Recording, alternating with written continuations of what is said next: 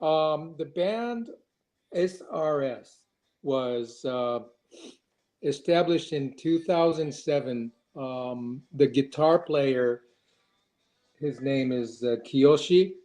He's the band leader. He's the guitar player, and he used to play in a band called.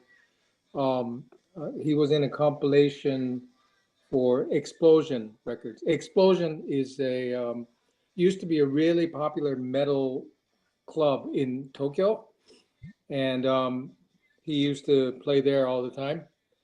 And then a couple of years later, he established SRS first first with Yama, who's the singer Yama-chan. We all call him, and Kichi, who is the bass player. Kichi used to be just helping them out. He wasn't a official member, and along with the drummer uh, Nobu-chan, Nobu, Nobu. So they are located in Saitama Prefecture, which is suburb of Tokyo in Japan, and they have monthly gigs that they've been playing for wow, a long time, since 2007 or so. So yeah, the band is trying to they're trying to continue with the authentic style heavy metal, um, and yeah, their style is really authentic, and they have good melodies and good guitar riffs and solos, and yeah, it's a, how do you say, like a really authentic style. It's not thrash metal. It's not the new type of metal, but it's goes along with the type of metal like Iron Maiden, Judas Priest, the authentic style metal, right? I would say, how do you say that? Old school metal. Old school metal. Yeah, yeah, old school metal. Yeah. So yeah, they are they have a mission where they want to continue uh, to play that type of metal and have the young people realize the goodness of the old school metal, and they're on a mission to do that and continuing to do that. And yeah, they all say they're going to be playing metal until the day they die. Ah, God bless them. Yeah, yeah. So yeah, the I guess yeah, that's kind of like I should have prepared something better. That's all Sorry. right, mate. I got a whole heap of questions here for you, so Yeah, yeah. answer what I ask you and we'll be fine. Okay. All right. Thanks for joining us, mate. But before we get going, I just want to clear something up here. Like a Sure. couple of times you've referenced the band, you've said they. So are you Yeah. actually not in the band? I'm doing a lot of the promotion work for them. Okay. So I'm not a band member, right? So I'm That I'm doesn't I'm matter. like a yeah, I do a lot of helping, like the tours, the manager, the booking manager, and yeah, so I'm not a band member, so to say. I just wanted to clear that up Okay. because like in Australia that this doesn't normally happen. It's normally just the bands that people speak to. So, but with the Yeah. language barrier and with stuff like that, it's just a lot easier to talk to you because Yeah, of course. Yeah, because of as you say, the English language barrier is a bit difficult. So uh, they all speak. They don't speak English. They're singing mostly in their native language, which is Japanese. They have some English in there, but most of it is Japanese language for the Japanese audience so far. cool.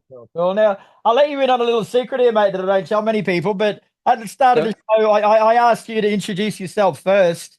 And the Okay. main reason for that was Yeah. because I didn't have a clue how to pronounce your name. So I usually get Oh people yeah. to do that. So I Oh know. yeah. Yeah. Okay. So people that don't know the band is spelled SxxRxXS. So Right. there's a lot It's of just SRS. a lot of X's in there. I didn't know what to do with them. Right. It's yeah. The band is just SRS. Easy, mate. So I first came across you guys earlier this year when you played with the band I was touring Japan. We'd call the Midnight Right. at Babel, the Rock Tower. So that night was Yeah. a hell of a lot of fun, wasn't it? We had a good night. Oh, yeah. That was a very fun night. Yeah. And we got to see the Midnight Devils for the first time, and we were looking forward to it. We saw the music videos, and I think I had a couple of chat with you briefly. Yeah, And then, yeah, also chatting with Sam before he came. And everybody was looking forward to them coming. So it was a blast. one thing that really stood out to me, not just on that tour, because I've been over there with a few different bands, but Yeah. that especially, but the quality of Japanese bands over there, like I would have played with about over 100 all up over the years, and Yeah. Yeah. 90% of them you'd pay to go and see again, mate. The quality of music over there, it's actually Yeah. it's annoying for us over here because we're not all that good, but you guys are. I think Japanese are kind of like perfectionists, and they copy bands very well, and they learn from doing that. And you know how it is in general. Japanese, they're not good inventors, but they copy things very well. So the technique is there. People play guitar, bass, drums very well in Japan in general, I think.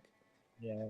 And I think another thing too, because I had a bit to think about it, like in Japan, from what I've seen anyway, like people specialize in an instrument. Like if you're a guitarist, you just play the guitar. If you're a drummer, you just. Yeah. But in the Western world, a lot of them like to have a go at everything, and they like to Yeah. balance. But because they're not, but Japanese people focus on that one instrument. Yeah. They want to be the best Yeah. they can be at that one thing, which I think is Yeah. hard to do with it. Yeah.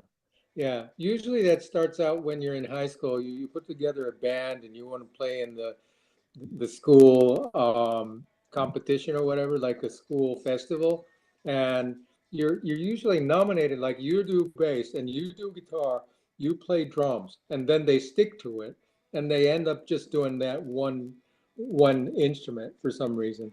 But I do know a lot of people that are multi instrument players, but not many of us, I think, play multiple instruments like you say.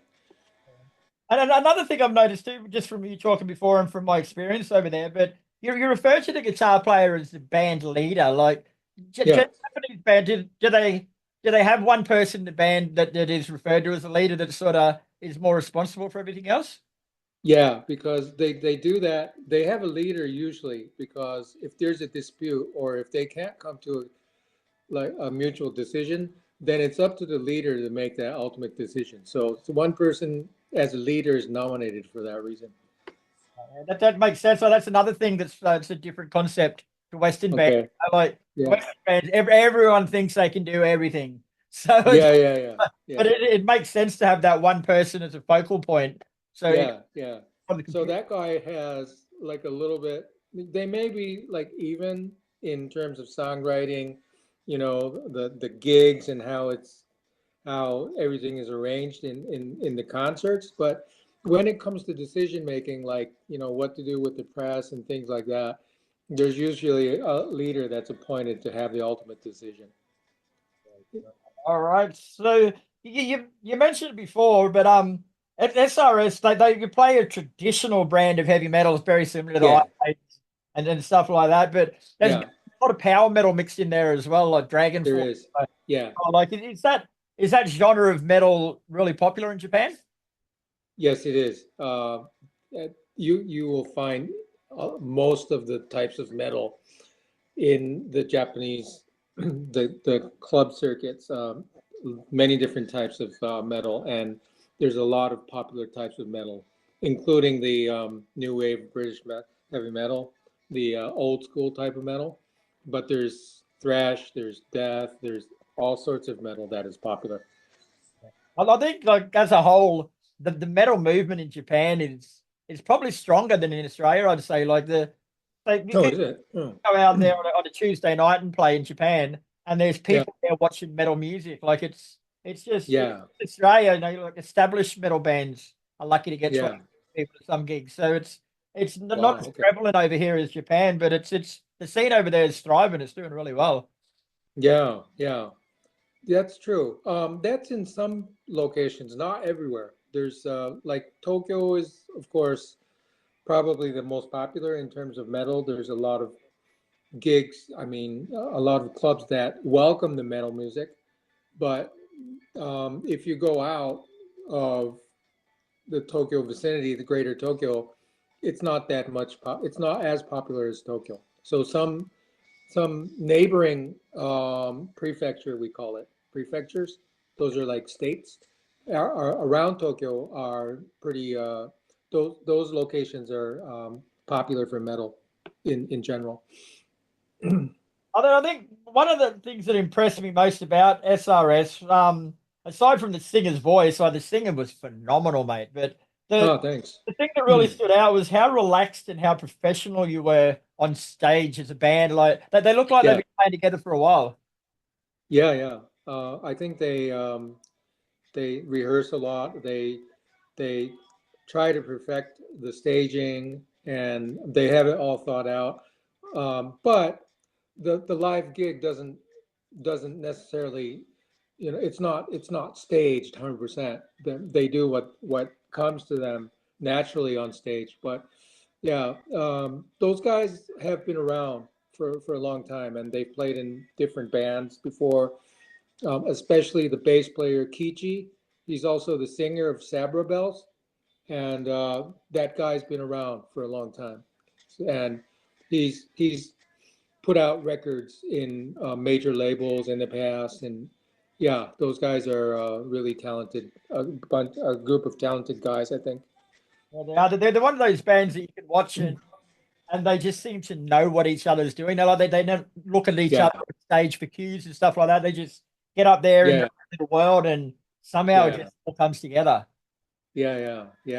I have to agree with that. They're really good on that. Yeah. They try to make it look very professional and sound very professional.